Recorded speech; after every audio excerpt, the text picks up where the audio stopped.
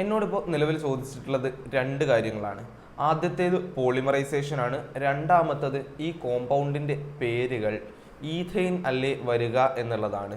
ഇവിടെ നിങ്ങൾക്ക് നോക്കുന്ന സമയത്ത് എത്ര ഹൈഡ്രജൻ ആറ്റങ്ങളെയും എത്ര കാർബൺ ആറ്റങ്ങളെയും കാണാം. ഇവിടെ നമുക്ക് ഒരു കാർബണിനെയും 4 ഹൈഡ്രജൻ ആറ്റങ്ങളെയും ആണ് കാണുന്നത്, അതായത് CH4. ഈ CH4ൽ എത്ര കാർബണേ ഉള്ളൂ? ഒരു കാർബൺ ഉള്ളൂ. അതുകൊണ്ട് തന്നെ നമ്മൾ അവരെ വിളിക്കുന്ന പേരാണ് മീഥെയ്ൻ എന്ന് പറയുന്നത്. ഇനി തൊട്ടു താഴെയുള്ള അടുത്ത കോമ്പൗണ്ട് നോക്കാം. ഇവിടെ ഒരു കാർബൺ, 3 ഹൈഡ്രജൻ, ഒരു ക്ലോറിൻ ആറ്റത്തെയും നിനക്ക് കാണാം. അപ്പോൾ നമുക്ക് പറയാം ഇതിൻ്റെ പേര് CH3Cl എന്നാണ്. അതായത് ഇവിടെ എത്ര ആറ്റംസേ ഉള്ളൂ? ഒരു കാർബൺ, 3 ഹൈഡ്രജൻ, ഒരു ക്ലോറിൻ.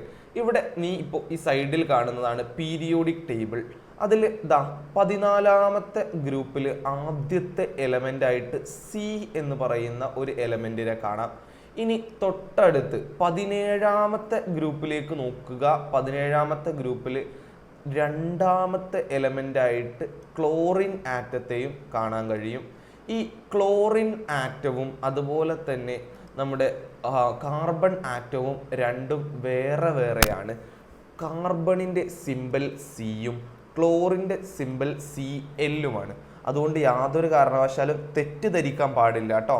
ഇത് സി അല്ല, Cl ആണ്. അതായത് അവിടെ ഒരു കാർബൺ, 3 ഹൈഡ്രജൻ, ഒരു ക്ലോറിൻ ആണ് ഉള്ളത്. അതുകൊണ്ട് തന്നെ ഇവൻ്റെ പേരെന്താണെന്നറിയോ? ക്ലോറോമീഥെയ്ൻ എന്നാണ്. ആദ്യത്തെ ആള് മീഥെയ്ൻ ആണ്, രണ്ടാമത്തെ ആളുടെ പേര് ക്ലോറോമീഥെയ്ൻ ആണ്. ഇനി തൊട്ടടുത്ത 3ാമത്തെ ആളിലേക്ക് നോക്കുന്ന സമയത്ത് നമുക്ക് കാണാം ഒരു കാർബൺ, 2 ഹൈഡ്രജൻ, 2 ക്ലോറിൻ. അതായത് അതിനെ നമുക്ക് CH2Cl2 എന്ന് എഴുതാം. ഇവിടെ 2 പൊസിഷനിലെ ഹൈഡ്രജനുകൾക്ക് പകരം ക്ലോറിൻ ആറ്റംസ് വന്നു ചേർന്നിരിക്കുന്നു. അതുകൊണ്ട് തന്നെ ഇവരെ നമ്മൾ വിളിക്കുന്ന പേരാണ് ഡൈക്ലോറോമീഥെയ്ൻ. 2 ക്ലോറിൻ ഉള്ളത് കൊണ്ടാണ് അതിനെ ഡൈക്ലോറോ എന്ന് വിളിച്ചിട്ടുള്ളത്. പിന്നെ ഒരു കാർബൺ മാത്രമാണ് ഉള്ളത് എന്നുള്ളതുകൊണ്ട് മീത്ത് വന്നു, സിംഗിൾ ബോണ്ട് മാത്രമായതുകൊണ്ട് എയിനും വന്നു. അങ്ങനെ ഡൈക്ലോറോമീഥെയ്ൻ ഉണ്ടായി. അടുത്തതായിട്ട് 4ാമത്തെ കോമ്പൗണ്ടിനെ നോക്കാം. ഈ 4ാമത്തെ കോമ്പൗണ്ടിലേക്ക് നോക്കുന്ന സമയത്ത് ഒരു കാർബണും, ഒരു ഹൈഡ്രജനും, 3 ക്ലോറിനുകളെയും കാണാം. അപ്പോൾ നമുക്ക് എഴുതാം CHCl3 എന്ന്. ഇവിടെ എന്താ സംഭവിച്ചത്? 3 ഹൈഡ്രജനുകൾക്ക് പകരം 3 ക്ലോറിൻ ആറ്റങ്ങൾ വന്നിരിക്കുന്നു. കാണുന്നില്ലേ ഈ 3 ക്ലോറിനുകളെ? അതുകൊണ്ട് തന്നെ ഇവരുടെ പേരാണ് ട്രൈക്ലോറോമീഥെയ്ൻ. ഇവിടെ 3 ക്ലോറിൻ ഉള്ളത് കൊണ്ടാണ് ട്രൈ വന്നിട്ടുള്ളത്. ക്ലോറോ എന്ന് പറയാൻ കാരണം അത് ക്ലോറിൻ ആറ്റം ആയതുകൊണ്ടാണ്. ഇനി മീത്ത് എന്ന് പറയാൻ കാരണം ഒരൊറ്റ കാർബൺ ആറ്റം മാത്രമുള്ളത് കൊണ്ടാണ്. സിംഗിൾ ബോണ്ട് ആയതുകൊണ്ട് എയിനും വന്നു. ഇനി അടുത്തതായിട്ട് 5ാമത്തെ കോമ്പൗണ്ട് നോക്കാം. ഇവിടെ ഒരു കാർബണും 4 ക്ലോറിനും ആണുള്ളത്. അതിനെ നമുക്ക് CCl4 എന്ന് എഴുതാൻ കഴിയും. ഈ സിയും Cl-ഉം വേറെ വേറെയാണ് എന്നുള്ളത് മനസ്സിൽ വേണം കേട്ടോ. അതായത് ടെട്രാ ക്ലോറോമീഥെയ്ൻ. ഇവിടെ 4 ഹൈഡ്രജന് പകരം 4 ക്ലോറിൻ ആറ്റംസ് വന്നതുകൊണ്ടാണ് ഇവരെ നമ്മൾ ടെട്രാ ക്ലോറോമീഥെയ്ൻ എന്ന് പറയുന്നത് എന്നറിയുക. മറ്റൊരു കാര്യം കൂടെ പഠിച്ചു വെക്കുക. ക്ലോറിൻ്റെ അറ്റോമിക് നമ്പർ 6 ആണ്. കാർബണിൻ്റെ അറ്റോമിക് നമ്പർ 6 ആണ്. ക്ലോറിൻ്റെ അറ്റോമിക് നമ്പർ 17 ആണ് എന്ന് അറിഞ്ഞിരിക്കുക. ഇനി നമുക്ക് പോളിമറൈസേഷനിലേക്ക് കടക്കാം. പോളിമറൈസേഷൻ എന്താണ് എന്ന് സിമ്പിളായിട്ട് പറഞ്ഞു തരാൻ വേണ്ടിയിട്ട് ഞാൻ 2 മാലകൾ ഇവിടെ എടുത്തിരിക്കുന്നു. ആദ്യത്തെ മാലയിൽ നിങ്ങൾക്ക് ആകെ ഒരു തരത്തിലുള്ള മുത്ത് മാത്രമേ കാണാൻ കഴിയുള്ളൂ. മുഴുവൻ നീല നിറത്തിലുള്ള മുത്തുകൾ മാത്രം ചേർന്നിട്ടുണ്ടായിട്ടുള്ള മാലയാണ് നമ്മൾ ഇവിടെ കാണുന്നത്. എന്നാൽ അടുത്ത ഒരു മാലയിലേക്ക് നമുക്ക് നോക്കുന്ന സമയത്ത് പച്ച, വെള്ള, ചുവപ്പ് എന്നീ കളറിലുള്ള 3 തരം ബീഡ്സ് അല്ലെങ്കിൽ മുത്തുകളെ കാണാൻ കഴിയും. വ്യത്യസ്ത മുത്തുകൾ ചേർന്നിട്ടുണ്ടായ മാലയാണ് ഇത്. എന്നാൽ ഇപ്പുറത്ത് നോക്കുന്ന സമയത്ത് എല്ലാം ഒരേ കളറിലുള്ള മുത്തുകൾ ചേർന്നിട്ടുള്ള മാല. ഇങ്ങനെ ഒരേ തരത്തിലുള്ള മുത്തുകൾ ചേരുന്നതും വേറെ വേറെ തരത്തിലുള്ള മുത്തുകൾ ചേരുന്നതും മനസ്സിൽ വെക്കുക. ഈ മാലകൾ ഉണ്ടാക്കൽ എങ്ങനെയാണ്? ഒരേ തരത്തിലുള്ള കുറേ മുത്തുകളെ ഒരു നൂലിൽ ചേർത്തിട്ടാണ് നമ്മൾ ഒരേ കളറിലുള്ള ഒരു മാല ഉണ്ടാക്കുക. ഇനി വേറെ വേറെ കളർ മുത്തുകൾ ചേർത്തിട്ട് ഉണ്ടാക്കുന്ന മാലയ്ക്ക് ഒരു നൂലെടുക്കും, അതിനകത്തേക്ക് വേറെ വേറെ കളറിലുള്ള ബീഡുകൾ അല്ലെങ്കിൽ മുത്തുകൾ ഇട്ട് കൊടുത്തിട്ടാണ് നമ്മൾ ഉണ്ടാക്കാറുള്ളത്. ഇനി നമ്മൾ പറയുന്നത് പോളിമറൈസേഷനെ കുറിച്ചിട്ടാണ്. ഇത് കെമിസ്ട്രിയാണ്. ഇവിടെ മുത്തുകളൊന്നുമില്ല. ഇവിടെ ഉള്ളത് എന്താണ്? കോമ്പൗണ്ടുകളും അതേപോലെ തന്നെ നമുക്ക് ഉള്ളത് ചെറിയ ചെറിയ മോളിക്യൂളുകളും മാത്രമാണ്. ഇവിടെ നമ്മൾ പറഞ്ഞിട്ടുള്ള ഓരോ മുത്തുകളെയും മോളിക്യൂളുകൾ ആക്കിയിട്ട് സങ്കല്പിക്കുക. ഒരേ തരത്തിലുള്ള കുറേ മോളിക്യൂളുകൾ കൂടിച്ചേർന്ന് ഉണ്ടാകുന്ന പോളിമറുകളെയാണ് നമ്മൾ അഡീഷൻ പോളിമറുകൾ എന്ന് വിളിക്കുന്നത്. എന്നാൽ വേറെ വേറെ തരത്തിലുള്ള മുത്തുകൾ അല്ലെങ്കിൽ മോണോമറുകൾ കൂടി ചേർന്നിട്ടുണ്ടാകുന്ന പോളിമറുകളെ നമ്മൾ വിളിക്കുന്ന പേരാണ് കണ്ടൻസേഷൻ പോളിമറുകൾ. ഇനി നമുക്ക് എന്താണ് പോളിമറൈസേഷൻ എന്നതിൻ്റെ ഡെഫിനിഷൻ ഒന്ന് നോക്കിയാലോ. പോളിമറൈസേഷൻ്റെ ഡെഫിനിഷൻ ഇങ്ങനെയാണ് വരുന്നത്. Polymerisation is a process by which simple molecules called monomers join together to form large complex molecules called polymers. അതായത് ചെറിയ കുറേ മോണോമറുകൾ പരസ്പരം കൂടിച്ചേർന്ന് വലിയ പോളിമർ ഉണ്ടാകുന്ന കെമിക്കൽ റിയാക്ഷനെയാണ് നമ്മൾ പോളിമറൈസേഷൻ എന്ന് പറയുന്നത്. എക്സാമ്പിളായിട്ട് ഇവിടെ ഒരു ചിത്രം കാണാൻ കഴിയുന്നുണ്ട് എന്ന് ഞാൻ പ്രതീക്ഷിക്കുന്നു. ഈ ചിത്രത്തിൽ നമുക്കിവിടെ കുറേ മുത്തുകൾ കാണുന്നില്ലേ? ഈ മുത്തുകൾ ചെറിയ ചെറിയ കോമ്പൗണ്ടുകൾ അല്ലെങ്കിൽ മോളിക്യൂളുകളെ നമ്മൾ വിളിക്കുന്ന പേരാണ് മോണോമറുകൾ എന്ന് പറയുന്നത്. ഇവർ പരസ്പരം കൂടിച്ചേർന്നിട്ട് വലിയ ഒരു മോളിക്യൂളായിട്ട് മാറും. ഈ മോളിക്യൂളിനെ നമ്മൾ വിളിക്കുന്ന പേരാണ് പോളിമർ. അപ്പോൾ പോളിമറൈസേഷൻ എന്താണെന്ന് മനസ്സിലാക്കി വെക്കുക. ചെറിയ മോളിക്യൂളുകളായിട്ടുള്ള മോണോമറുകൾ പരസ്പരം കൂടിച്ചേർന്ന് വലിയ മോളിക്യൂളായിട്ടുള്ള പോളിമർ ഉണ്ടാകുന്ന കെമിക്കൽ റിയാക്ഷൻ ആണ്. ഈ ഒരു ഡെഫിനിഷൻ പഠിച്ചു വെക്കുക. ഇനി നമുക്ക് രണ്ട് തരത്തിലുള്ള പോളിമറൈസേഷനുകളെ പഠിക്കാം. ആദ്യത്തെ പോളിമറൈസേഷനാണ് അഡീഷൻ പോളിമറൈസേഷൻ. രണ്ടാമത്തതാണ് കണ്ടൻസേഷൻ പോളിമറൈസേഷൻ. അഡീഷൻ പോളിമറൈസേഷനെ കുറിച്ച് പറഞ്ഞപ്പോൾ ഞാൻ നേരത്തെ കാണിച്ചു തന്നിട്ടുണ്ടായിരുന്നു. ഒരേ തരത്തിലുള്ള മുത്തുകൾ ജോയിൻ ചെയ്തിട്ടുണ്ടാകുന്ന മാലയെ പോലെ ഒരേ തരത്തിലുള്ള മോണോമറുകൾ പരസ്പരം കൂടിച്ചേർന്നിട്ടുണ്ടാകുന്ന പോളിമറുകളാണ് അഡീഷൻ പോളിമറുകൾ. ഇനി വേറെ വേറെ തരത്തിലുള്ള മുത്തുകൾ കൂടിച്ചേർന്ന് വേറെ വേറെ കളറുള്ള മാല ഉണ്ടാകുന്നത് പോലെ തന്നെ വേറെ വേറെ തരത്തിലുള്ള മോണോമറുകൾ കൂടിച്ചേർന്ന് വലിയ പോളിമർ ഉണ്ടാകുന്നതാണ് കണ്ടൻസേഷൻ പോളിമർ. അതായത് ഒരേ തരത്തിലുള്ളതാണെങ്കിൽ അഡീഷൻ പോളിമർ, വേറെ വേറെ തരത്തിലുള്ളതാണെങ്കിൽ അത് കണ്ടൻസേഷൻ പോളിമർ ആണ് എന്ന് അറിഞ്ഞിരിക്കുക. ഇനി നമുക്ക് ഓരോന്നിൻ്റെയും ഡെഫിനിഷൻ പരിശോധിക്കാം. Addition polymers: the polymers obtained by repeated addition reaction of same type of monomers are called addition polymerization അല്ലെങ്കിൽ addition polymers. ഇവിടെ പറഞ്ഞിട്ടുള്ളത് എന്താണ്? The polymers obtained by repeated addition of same type of monomer are called addition polymers. നേരത്തെ ഞാൻ പറഞ്ഞതുപോലെ തന്നെ ഒരേ തരത്തിലുള്ള ഒരുപാട് മോണോമറുകൾ പരസ്പരം കൂടിച്ചേർന്നാണ് എന്തുണ്ടാകുന്നത്? ഒരു പോളിമർ ഉണ്ടാകുന്നത്. ഈ പോളിമറൈസേഷന് നമ്മൾ പറയുന്ന പേരാണ് അഡീഷൻ പോളിമറൈസേഷൻ. അതിൻ്റെ ഭാഗമായിട്ടുണ്ടാകുന്ന പോളിമറുകളെ നമ്മൾ പറയുന്ന പേരാണ് അഡീഷൻ പോളിമറുകൾ അല്ലെങ്കിൽ അഡീഷൻ പോളിമേഴ്സ് എന്ന് അറിഞ്ഞിരിക്കുക. ഇനി അടുത്തതായിട്ട് നമുക്ക് നോക്കാനുള്ളത് കണ്ടൻസേഷൻ പോളിമറൈസേഷനെ കുറിച്ചിട്ടാണ് അല്ലെങ്കിൽ കണ്ടൻസേഷൻ പോളിമേഴ്സിനെ കുറിച്ചിട്ടാണ്.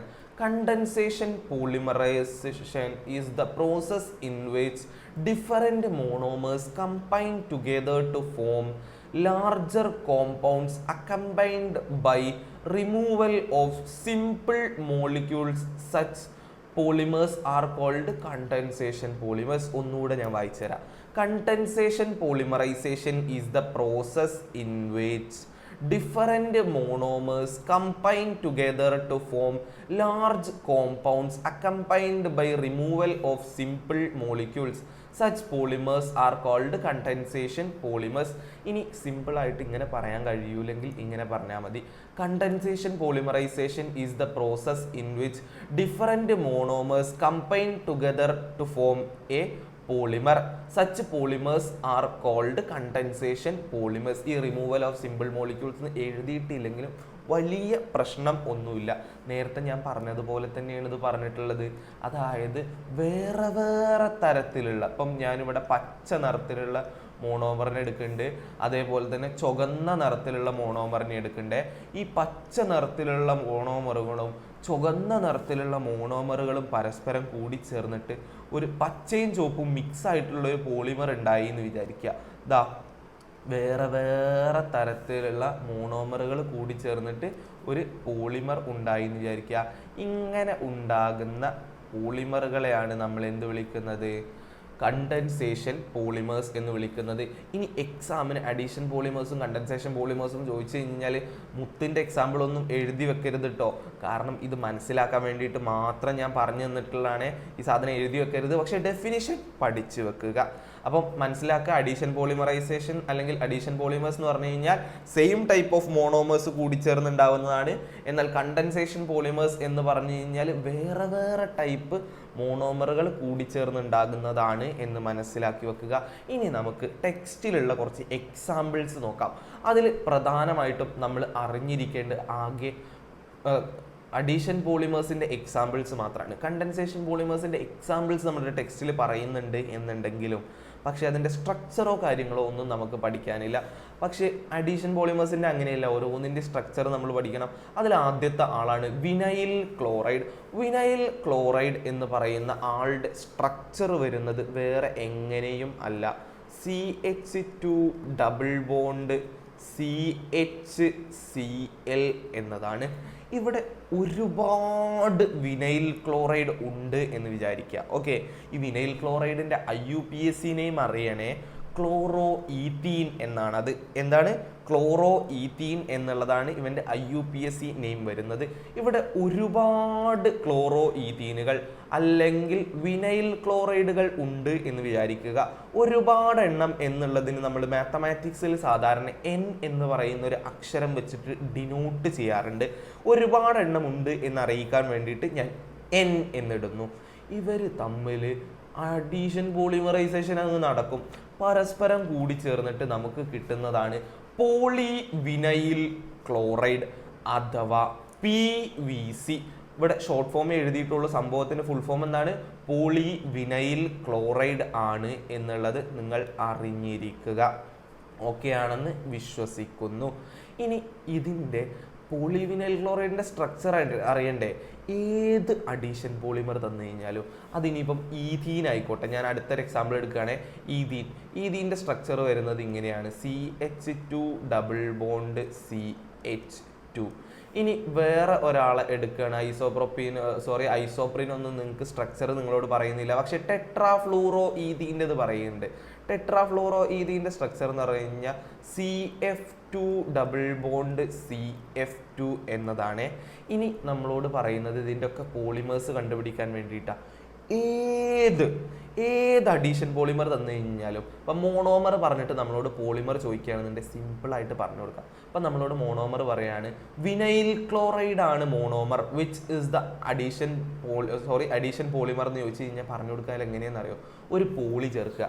ഈ വിനൈൽ ക്ലോറൈഡ് എന്നതിൻ്റെ മുന്നിലായിട്ട് ഒരു പോളി ചേർത്ത് കൊടുക്കുക. അപ്പം നമുക്ക് കിട്ടും പോളി വിനൈൽ ക്ലോറൈഡ്.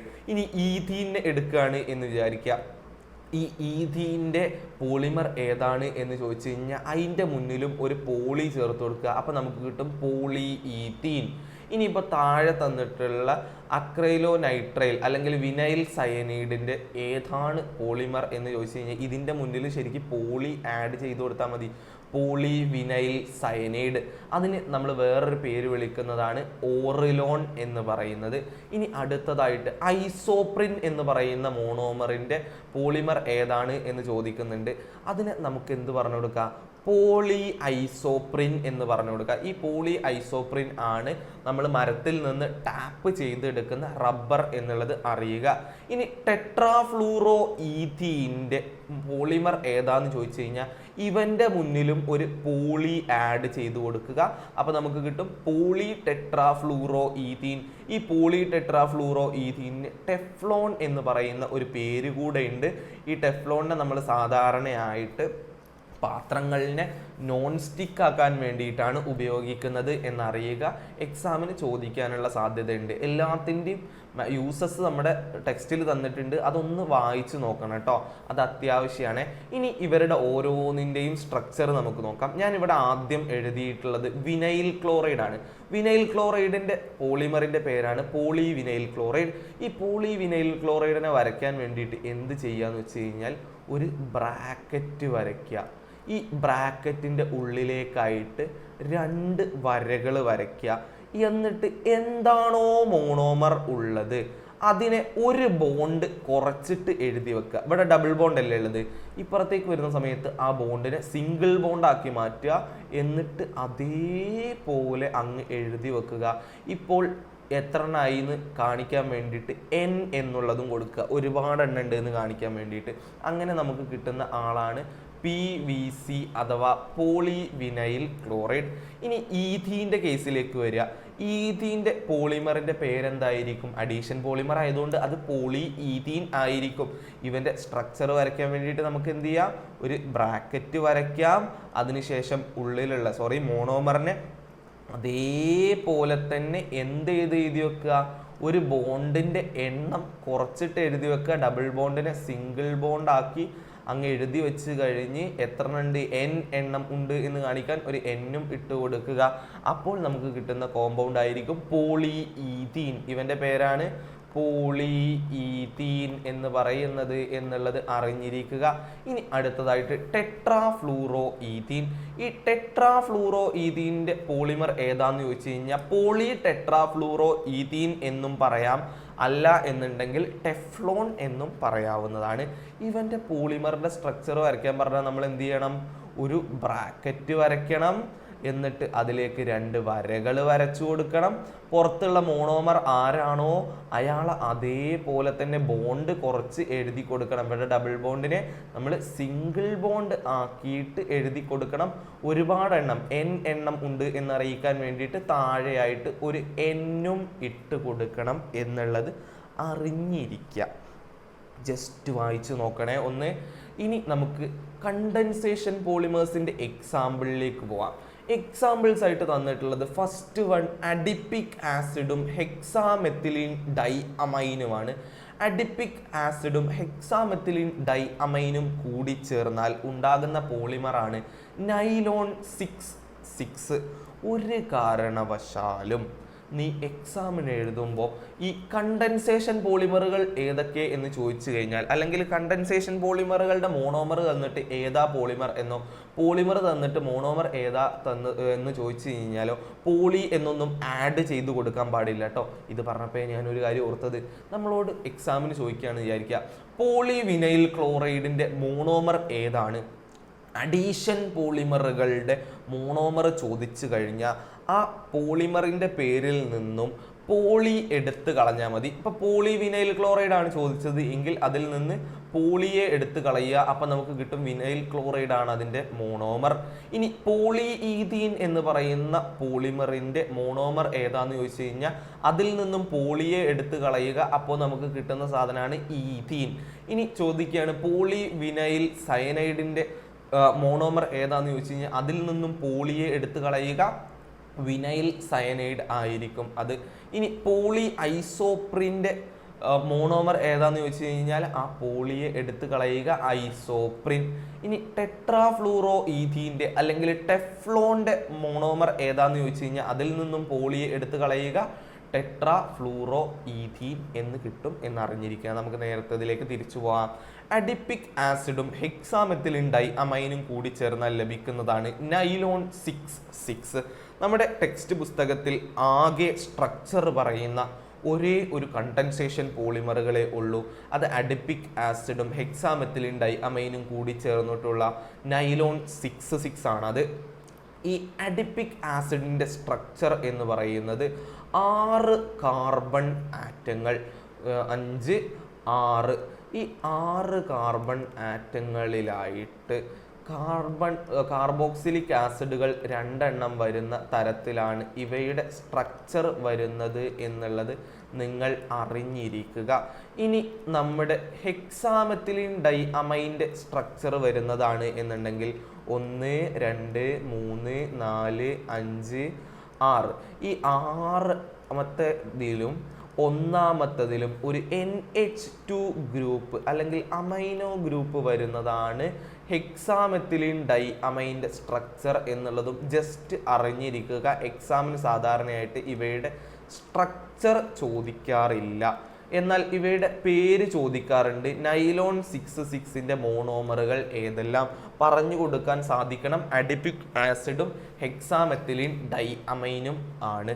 ഇനി അടുത്ത ഒരു പോളിമറാണ് തന്നിട്ടുള്ളത്, ഫീനോൾ ഫോർമാൽഡിഹൈഡ് റെസിൻ. അതിന് വേറൊരു പേരും കൂടെ ഉണ്ട്, ബാക്കലൈറ്റ് എന്നാണ്. അത് നമ്മൾ സാധാരണയായിട്ട് സ്വിച്ചുകൾ ഉണ്ടാക്കാനും പ്ലഗുകൾ ഉണ്ടാക്കാനും ഒക്കെ യൂസ് ചെയ്യുന്ന ഒരു സാധനമാണ് ബാക്കലൈറ്റ് എന്ന് പറയുന്നത്. അതിൻ്റെ മോണോമറുകളാണ് ഫീനോളും ഫോർമാൽഡിഹൈഡും. സ്ട്രക്ചർ നമുക്ക് പഠിക്കാൻ ഇല്ല എന്നുള്ളത് കൊണ്ട് ഞാൻ തൽക്കാലം സ്ട്രക്ചർ പറഞ്ഞു തരുന്നില്ല കേട്ടോ. ഇനി അടുത്ത ഒരു പോളിമറാണ് പോളി എത്തിലീൻ ടെറിഫ്താലേറ്റ്. എന്താ പേര്? Polyethylene terephthalate. ഈ പോളി എത്തിലീൻ ടെറിഫ്താലേറ്റിൻ്റെ മോണോമറുകളാണ് എത്തിലീൻ ഗ്ലൈക്കോളും ടെറിഫ്താലിക് ആസിഡും എന്ന് അറിയുക. ഇവിടെ യൂസസ് കൃത്യമായിട്ട് ഒന്ന് വായിച്ച് വെക്കുക. ഇനി ടെക്സ്റ്റ് പുസ്തകം ഒന്ന് വായിച്ചു വെച്ച് മനസ്സിലാവുന്നില്ല എന്നുണ്ടെങ്കിലോ എന്തെങ്കിലും ഡൗട്ട് ഉണ്ടെങ്കിലോ വാട്സാപ്പിൽ ചോദിക്കാം.